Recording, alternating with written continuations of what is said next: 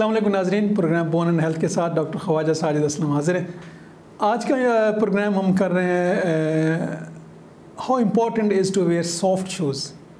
नरम जूते पहनना कितना अहम है तो बड़ा लाइट सा subject, but it's very very important subject.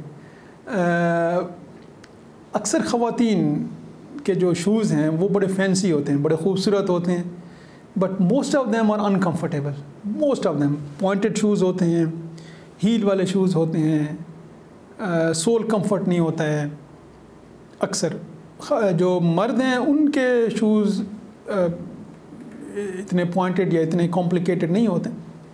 लेकिन क्यों इम्पोर्टेंट है नरम जूते पहनना या जूतों की चॉइस क्यों इम्पोर्टेंट है? इंसान ने चलना पाँव के साथ होता है। हर स्टेप पे आपका पाँव ज़मीन पे पड़ता है। अगर पाँव कंफर्टेबल नहीं है तो आपको हर स्टेप पे डिस्कम्फर्ट और पेन फील होगा, हर स्टेप पे।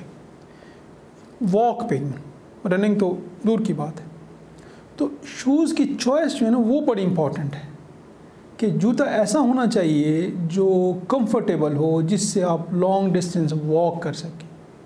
हाँ, कुछ लोग फंक्शंस पे जाते हैं, ख़वातीन शादी ब्याह या किसी पार्टी में जाती हैं, वो जो शॉर्ट ड्यूरेशन है, टाइम है, उसमें आप फैंसी शूज़ पहन सकते हैं जो कि भले कंफर्टेबल इतने ना भी हों।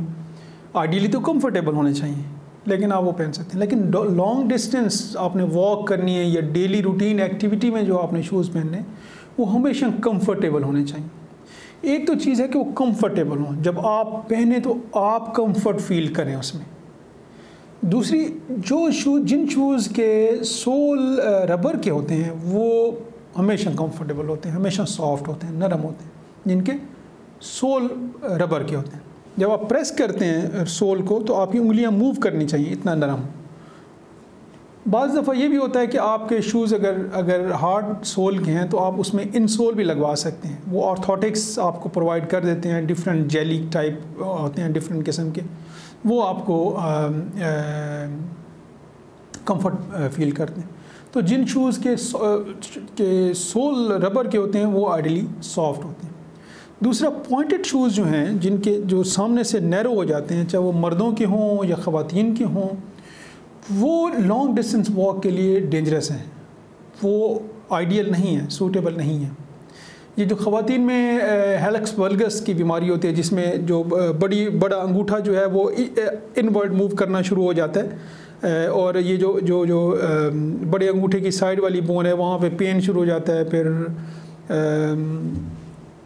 रेडनेस हो जाती है, तो इसको हेलक्स वल्गस कहते हैं। ये बीमारी अक्सर ख़वातीन में होती है और उन लोगों की होती है जो पॉइंटेड शूज़ पहनते हैं, क्योंकि ख़वातीन के अक्सर शूज़ पॉइंटेड होते हैं। तो कोशिश करें ऐसे शूज़ से अवॉइड करें, ताकि क्योंकि देखें ज़्यादा देर आपके पाँचों उंगलियां अगर एक दूसरे से प्रेस होकर पड़ी रहेंगी एक ज़्यादा देर तक, तो ऑफ कोर्स विद टाइम उनकी ग्रोथ भी जो है वो एक ही जगह पे स्टिक हो जाएंगी और फिर वो आपके बाकी टिश्यूज़ जो अराउंड है उनको पेन देगी।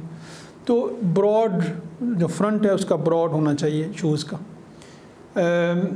ऐसे शूज़ हों, अच्छा जो लॉन्ग वॉक के लिए शूज़ हैं या रनिंग के लिए, वो डिफरेंट शूज़ होते हैं।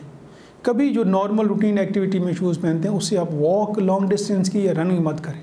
जॉगर्स सबसे अहम है रनिंग के लिए या वॉक के लिए, जॉगर्स हमेशा। अच्छा, कुछ बूढ़े पेशेंट्स होते हैं, मेल फीमेल, हमारी सोसाइटी में बहुत शर्मिंदगी फ़ील करते हैं कि वो जॉगर्स पहने, क्योंकि ऑफ कोर्स वो ख़वातीन के लिए इतने खूबसूरत तो नहीं होते हैं, लेकिन कंफर्टेबल होते हैं। क्योंकि ओल्ड एज में आपको आर्थराइटिस होता है, गंठिया जिसको कहते हैं, एंकल का, फुट का, नी का, स्मॉल बोन्स का। तो जब आप जॉगर पहनते हैं तो जॉगर आपको पूरे small bone, small joints of foot और एंकल को एक स्टेबिलिटी प्रोवाइड करता है, क्योंकि उसकी शेप इस तरह की होती है, तो आपको स्टेबिलिटी प्रोवाइड करता है। तो आप लॉन्ग डिस्टेंस जो वॉक करते हैं या रनिंग करते हैं तो आप उसमें ज़्यादा कंफर्ट फील करेंगे। तो जॉगर्स बड़े इंपॉर्टेंट हैं लॉन्ग वॉक के लिए। क्लोज शूज़, ये जो चप्पल है घर में जो आम चप्पल शूज़ करते हैं वो हमेशा सॉफ्ट होनी चाहिए, हार्ड नहीं होनी चाहिए। और दूसरा, ये बड़ी इंपॉर्टेंट चीज़ है, कोई भी शूज़, चाहे वो बंद शूज़ हैं या खुले शूज़ हैं, जब उनके ऊपर आपकी उंगलियों के निशान बनने शुरू हो जाएं, इट मीन्स कि उनकी लाइफ ख़त्म हो गई। अब वो आपके पाँव के लिए सूटेबल नहीं है, वो आपको नुकसान दे सकते हैं, फ़ायदा नहीं। तो जब उनके ऊपर निशान बनने शुरू हो जाएं उंगलियों के, आप उनको डिस्कार्ड कर दें, नए वाले शूज़ ले लें। पाँव के तकरीबन 70 से 80% पाँव से रिलेटेड प्रॉब्लम, हील में पेन है, एंकल में पेन होता है, 70 से 80% प्रॉब्लम पाँव के वो आपके शूज़ से रिलेटेड है। तो अगर आप शूज़ को बेहतर कर लेंगे तो 70 से 80 is a big difference, a big percentage. तो 70 से 80% प्रॉब्लम आपके सॉल्व हो जाएंगे। बाकी जो 20-30% प्रॉब्लम है वो रिलेटेड है किसी पैथोलॉजी से, किसी एबनॉर्मेलिटी से। तो इसलिए अपने जूतों का, अपने पाँव का ख़ास तौर पर ख्याल रखें और पाँव की सफाई का। अक्सर पाँव जो है वो निगलेक्टेड पार्ट ऑफ बॉडी है। अक्सर लोग पाँव का ख्याल नहीं रखते। हाथ मुंह हम रोज़ाना देखते हैं, हर वक्त उनको साफ़ रखते हैं, क्लीन करते हैं। पाँव को बहुत कम लोग क्लीन करते हैं, कम लोग नेल्स की ट्रिमिंग करते हैं, इंटरडिजिटल स्पेस जो उंगलियों के बीच की जगह है कम लोग साफ़ करते हैं। अगर हम नमाज़ पढ़ते हैं 5 वक्त की तो बड़ा इजी है उनको क्लीन करना, साफ़ करना, ऑब्ज़र्व करना कि कोई प्रॉब्लम तो नहीं है।